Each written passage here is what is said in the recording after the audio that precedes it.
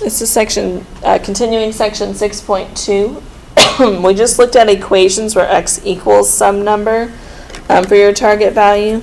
Now we're going to look at inequalities where x is greater than or less than some number. So if you see the phrase at least or no less than or greater than or equal to, that's the math symbol, greater than or equal to.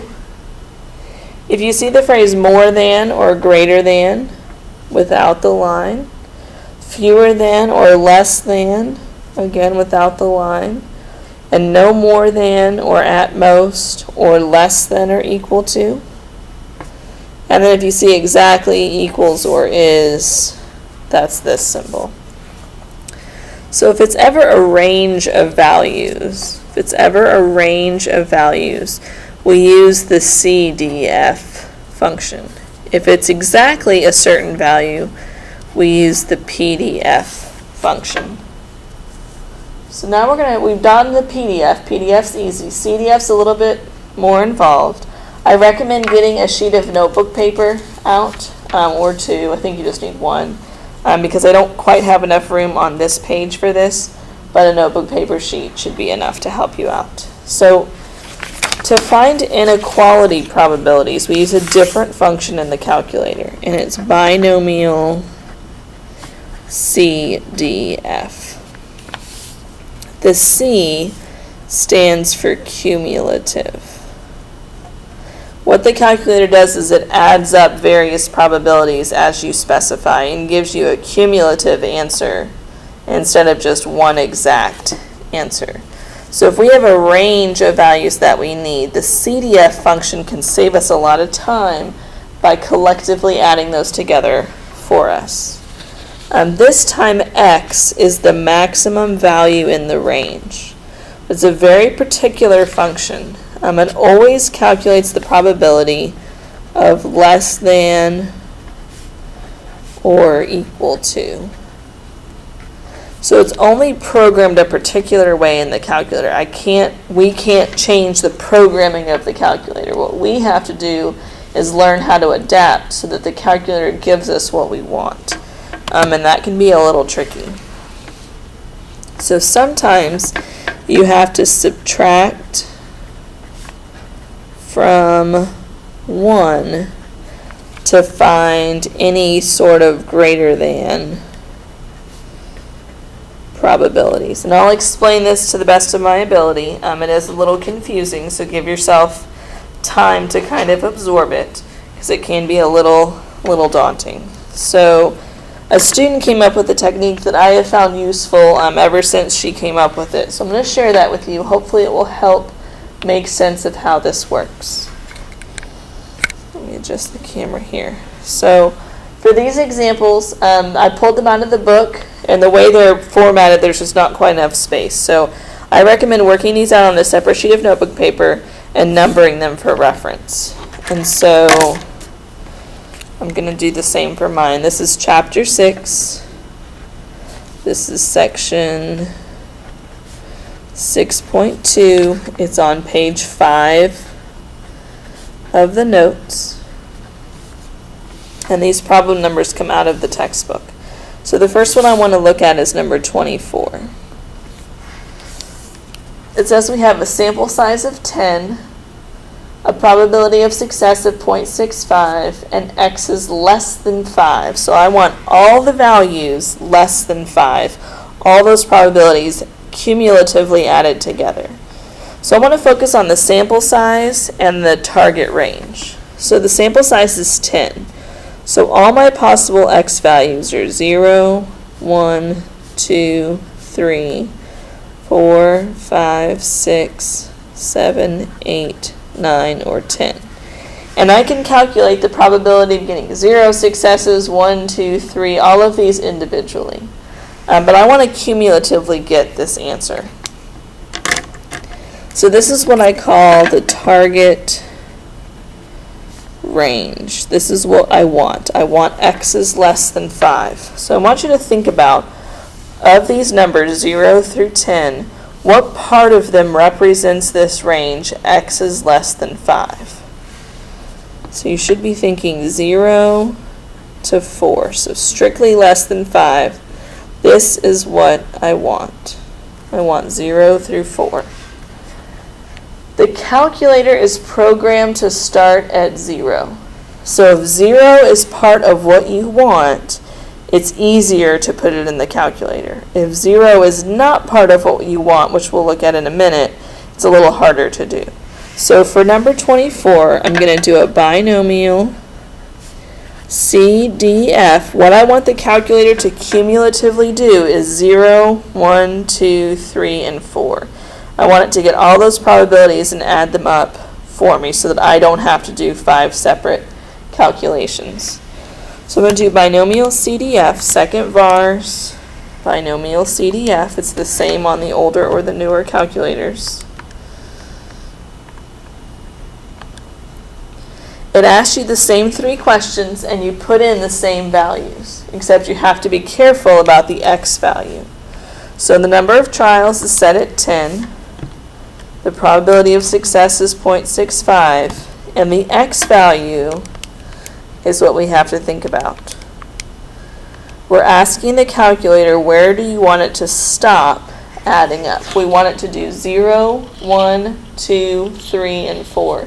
So the highest number I want it to include is 4. I don't want it to go all the way up to 5. So in my target value, I'm going to put 4 for my X value instead of 5.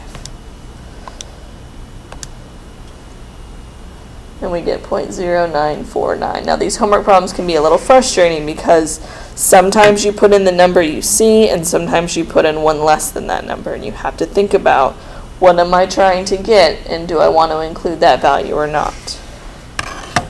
So we did 10.65 up to 4 and we got 0.0949. So again, I hope this visual helps kind of see what the calculator is doing. So let's look at number 25. Each one of these is a little bit different, so let's work them all individually. So n equals 7. So that means my X values can be 0, 1, 2, 3, 4, 5, 6, or 7. Now I want you to think about your target range. X is greater than 3. So think about, of these numbers, let me fix the camera here. Of these numbers, which ones represent X is greater than 3? You should be going from 4 to 7. That's what we want. 4 to 7, greater than 3. Now the calculator cannot start cumulatively adding at 4. It can't. It's programmed to start at 0. So because we can't get what we want, we turn to what we don't want. We don't want 0, 1, 2, or 3. Altogether, 0 through 7, altogether represents 100%, or 1, for the probability. So what we're going to do is 1 minus binomial CDF, 7.5. We're going to put in the highest number we do not want. So we're subtracting off what we do not want. 1 minus everything we don't want. We don't want 0, 1, 2, or 3. So we're going to go to 3 here. The calculator is going to give us the total 0, 1, 2, and 3 all added together. It's going to figure out that number and subtract it from 1, and that's going to give us what we want. And again, that's because all of these together represent 100% of the data. So hopefully that makes a little bit of sense. Kind of like the complement rule, right? We subtract off what we don't want, and that gives us what we want. So you're going to start with 1 minus in the calculator before you call the function. 1 minus, and then second vars, call the function binomial CDF. Number of trials is 7. Probability of success, is 0.5, and our X value is 3. So 1 minus, make sure to use the minus button, not the negative button. Those are two different buttons on these calculators. 1 minus, binomial CDF, 7 trials, 0.5 success, and what we're subtracting off is up to 3. Oh, that worked out nicely. We got exactly 0.5, which we can add zeros for precision. So let's keep going. I want to show you all 4 options before you jump into your homework. Your brain kind of starts to make these rules and it gets a little confusing. So what I want you to focus on is how I'm setting up the number line and why I'm subtracting from 1 or not subtracting from 1. That's what I want you to really focus in on. So let's look at number 26. Get the camera to stay still here. Number 26 is the sample size of 20. So we have 0, 1, 2, 3, 4, 5, 6. I know this is a little tedious, but I think it will really help with your understanding. 13, 14, all the way up to 20. And eventually you might not need to make this list, but I do think it's helpful for these problems. So our target range is X. I'm going to keep changing colors here to keep it organized. So X is greater than or equal to 12. So think about where that is on our list. Greater than or equal to 12. That should include 12 all the way up to 20. That's what we want. We want greater than or equal to 12. That's our target range. Our calculator cannot give us what we want. So instead, we do 1 minus what we don't want. We don't want 0 through 11.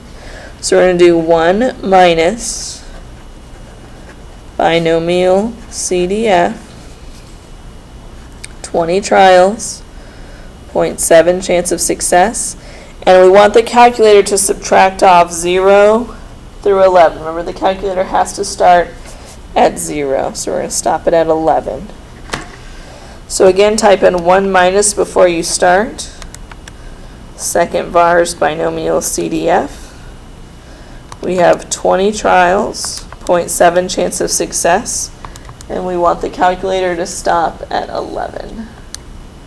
So 1 minus what we do not want. We do not want 0 through 11. And there's our result, 0.8867. All right, last two. Let's look at number 27. Hopefully this is starting to click a little bit. I know it's a little confusing. So our sample size is 12.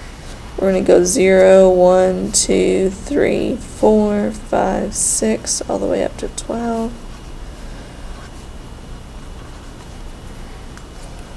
We don't really need to worry about the probability of success for this part. We just want to focus on what I call the target range. So X is less than or equal to 4. Less than or equal to 4. There's your target range. Because it includes 0, because what I want includes 0, I don't have to do the 1 minus part. I just do binomial CDF 12.35, and I'm going to go 0 up to 4. So second var's binomial CDF 12.35 up to 4. That's going to give me 0 through 4.5833. Alright, so I've just shown you an example of all 4 inequalities. I've shown you less than, I've shown you greater than or equal to, less than or equal to. If it's greater than or greater than or equal to, you have to do the 1 minus part. As far as the target value goes, that number you put in last, I really want you to focus on why we chose the numbers we did, not just blindly memorize them, because it'll get really confusing. So with all that knowledge, pause the video, try number 28 on your own using what we've just learned, and then we'll go over it. All right, number 28. Sample size is 11. 7, 8, 9, 10, 11. And we want x is greater than or equal to 8. Greater than or equal to 8 includes 8. So this is what we want. We can't get what we want in the calculator, so we have to do 1 minus what we don't want. Again, just like the complement rule. So we're going to do 1 minus binomial CDF 11.75, and we're going to go up to 7 here. So 1 minus before you start, and then call your function. 11.75 and 7. So that's what it should look like on your home screen. 1 minus binomial CDF with your values. And you get 0.7133. Alright, so this is a little tricky. It doesn't come quite so common sense. You have to be careful about when to subtract from one and when not to. So take your time with these, practice these, make sure they make sense. They are some of the most missed problems. Alright, same idea in an application. So same application, just different questions. So 41% of all households are wireless only. In a random sample of 20 households, what is the probability that fewer than 3 are wireless only? So we're going to do binomial CDF. There's 20 households, 41% chance of success. Fewer than 3 would be 0 through 2. So let's run that binomial CDF. 20.41 and 2. And I got 0.0028. The next question, at least 3 are wireless only. That's greater than or equal to 3. The first one was less than 3. Because it's greater than, I have to do 1 minus binomial CDF. Sample size of 20.41. And because 3 is included in what I want, I'm going to go up to 2. That just happens to be the opposite of part A.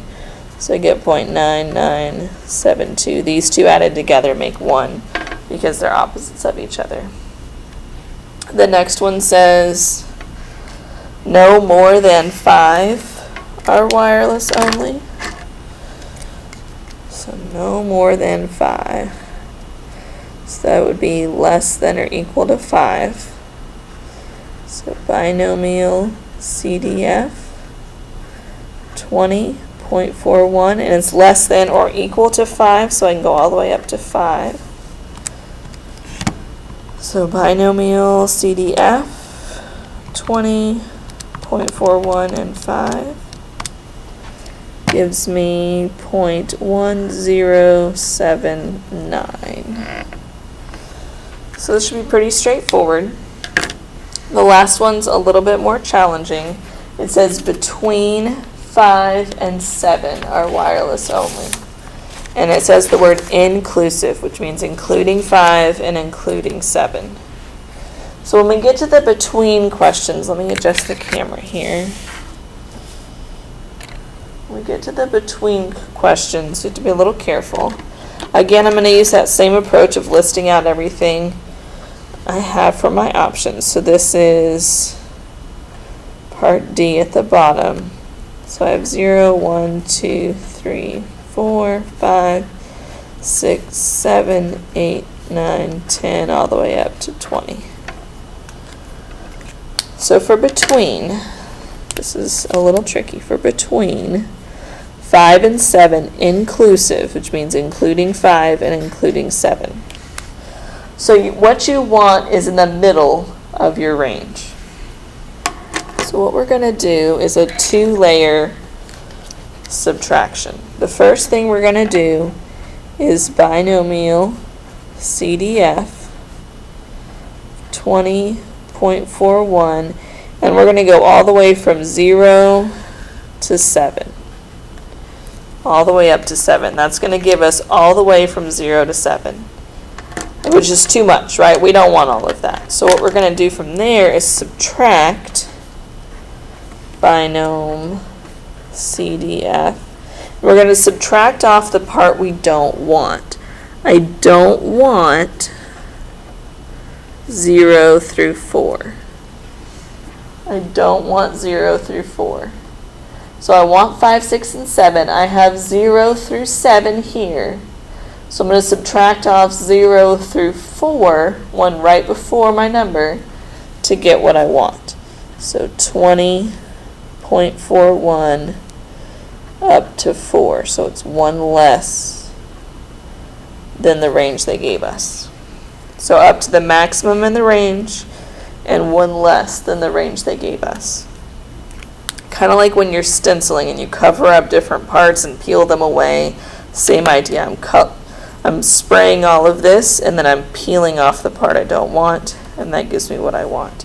So you can put all of this in the calculator at the same time. I hope the video does not cut me off. So second vars, binomial CDF, 20.41 and 7.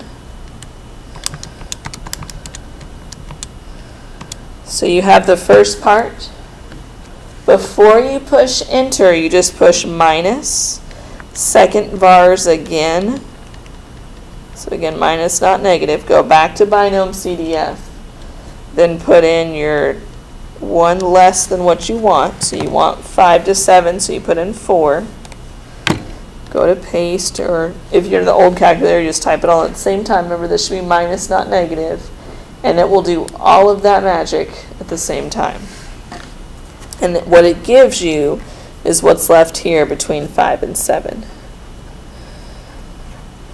So make sure you have that written down somewhere in your notes. And you can staple this on to your booklet so that you don't lose it. All right, I'm going to pause there, and then I'll finish 6.2 in the next video.